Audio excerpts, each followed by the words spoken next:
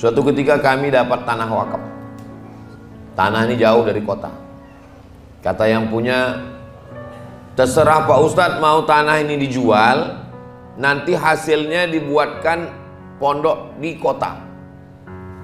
Lama saya terpikir, ini kalau tanah di pinggir kota ini dijual, dai tidak sampai kemari. Maka saya usul dibuat saja pondok di situ. Karena kalau dibuat pondok di pinggir kota, maka masjid-masjid yang ada di sekitar itu terayomi. Karena ustadz-ustadz yang mengajar bisa ngasih kultum sore Jumat untuk ibu-ibu yang wirid Yasin, bapak-bapak yang malam punya pengajian tidak terlalu jauh dari pusat kota, sehingga bisa menghidupkan.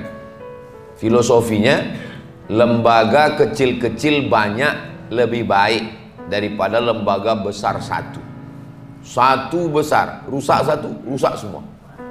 Jadi kalau ada satu lembaga besar, santrinya 50.000, terjadi kekeliruan sekali satu saja, entah guru salah jewer, habis kena jewer meninggal, itu rusak satu pondok itu. Apalagi memang sekarang seperti ada pembusukan pondok.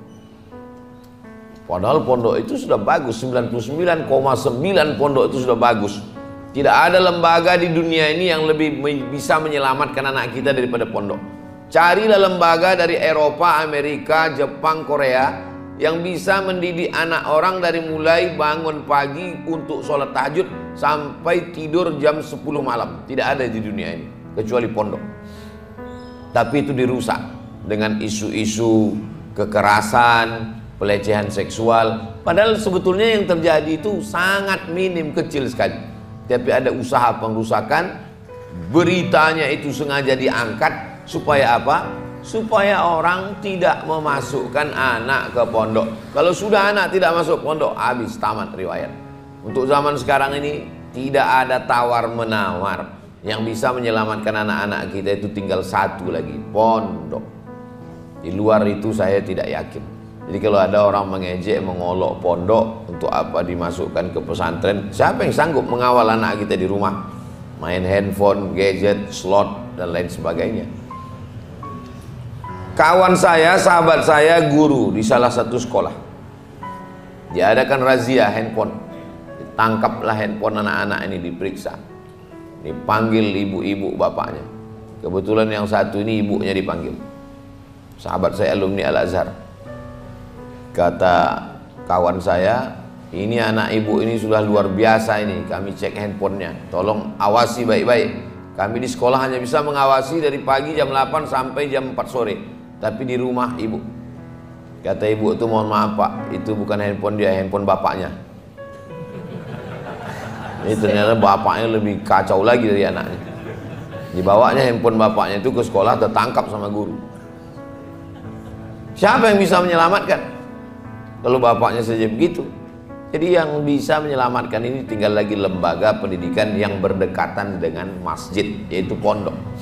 Kalaupun dia tidak model boarding, full day, karena lagi tren sekarang di pusat-pusat kota, berangkat pagi, titipkan anak, sore pulang dari kantor, ambil balik.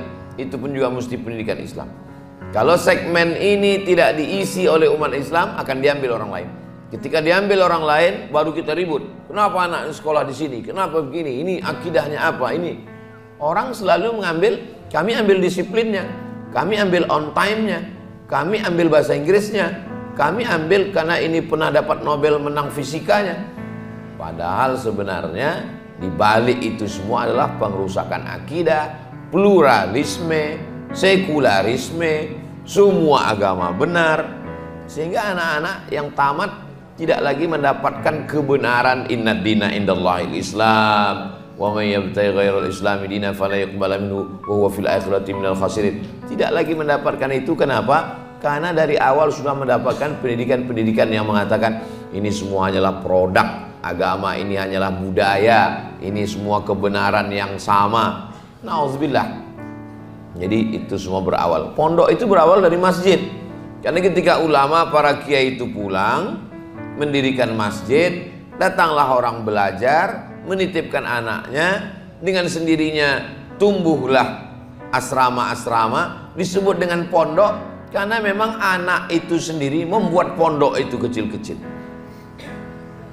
Hanya saja sekarang dibangunkan asrama dengan bangunan beton permanen, tapi di beberapa tempat masih ada orang yang membuat pondok. Begitu dia tamat, pondoknya nanti diwariskan ke santri yang baru.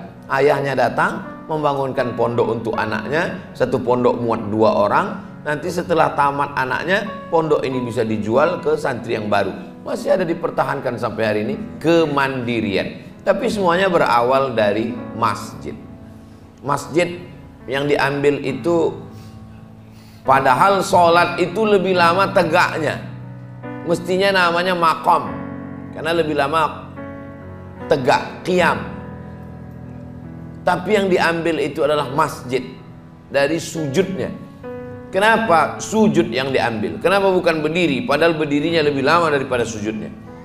Karena ketika orang membangun masjid, memakmurkan masjid, dia mestilah bersimpuh sujud, taat, patuh, takut kepada Allah Subhanahu wa ta'ala. Jadi kalau orang masjid masih lagi menunjukkan egonya, dirinya, keakuannya, maka sesungguhnya dia sudah jauh daripada itu semua. Saya, para habaib, para asatiz kita bisa duduk bersama, saling melengkapi kekurangan. Saya menyampaikan apa yang pernah saya dengar, apa yang pernah saya baca, tapi banyak sekali hal-hal yang belum saya tahu, itu dijelaskan. Itulah indahnya duduk bersama. Duduk bersama itu terasa lapang, duduk bersama itu terasa lebih menghangatkan. Kenapa? Karena kita sedang berbagi apa yang pernah kita tahu, kita dengar dari guru-guru kita semua. Jadi saya sangat senang sekali berada di Masjid Kapal Munzalan, karena kita tidak sendirian. Kita kumpul keluarga, semua sahabat kita, semua guru-guru kita. Ini pun juga mengembalikan tradisi lama zaman-zaman silam.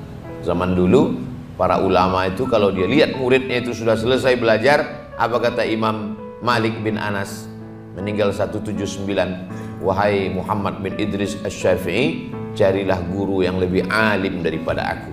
Ini ada beberapa keping uang emas, pergilah belajarlah. Tradisi itu yang sedang dihidupkan sekarang.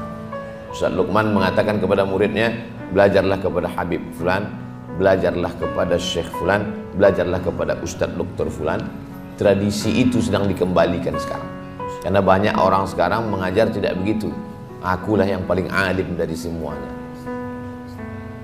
Adapun yang lain itu hanya kulit-kulit kitabnya saja. Padahal dulu para ustadz, para ulama itu saling membesarkan, bukan saling mengkerdilkan. Foto sesuatu yang biasa, tapi foto ustadz itu luar biasa. Ketika murid-murid ustadz Dr. Amir Faisal melihat kita duduk bersama, murid-murid Habib Rifki yang ada di Ambon melihat kita duduk bersama, murid-murid Habib Ja'far di Jogja melihat bersama, yang selama ini mungkin orang merasa jangan-jangan di antara ustadz ini, di antara Habib ini, ketika melihat bersama, oh ternyata mereka satu majelis, ternyata mereka adalah orang-orang yang bersahabat sesama murid itu. At-tanafus, persaingan, permusuhan, gesekan, clash menjadi hilang. Menjinakkan buaya sulit, tapi menjinakkan pawang-pawang buaya jauh lebih sulit. Sehingga dengan mendudukkan para asatiz, para habaib, para ulama, itu efeknya luar biasa kepada umat. Dan itu di masjid, duduk di masjid. Di masjid tidak ada lagi keegoan, keakuan, semuanya adalah Allah. Yang masuk ke dalam masjid itu al-ardu ardullah wal ibadu ibadullah wa annal masajida lillah.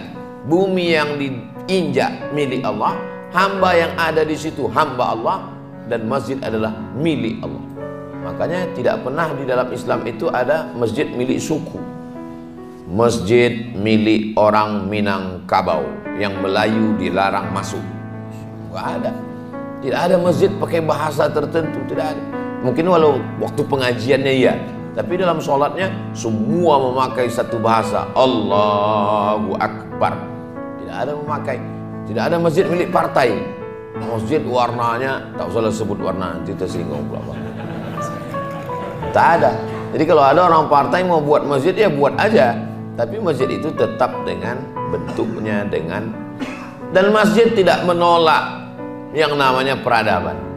Apapun peradaban yang bagus-bagus dari luar Islam masuk ke dalam masjid selama dia tidak merusak ibadah.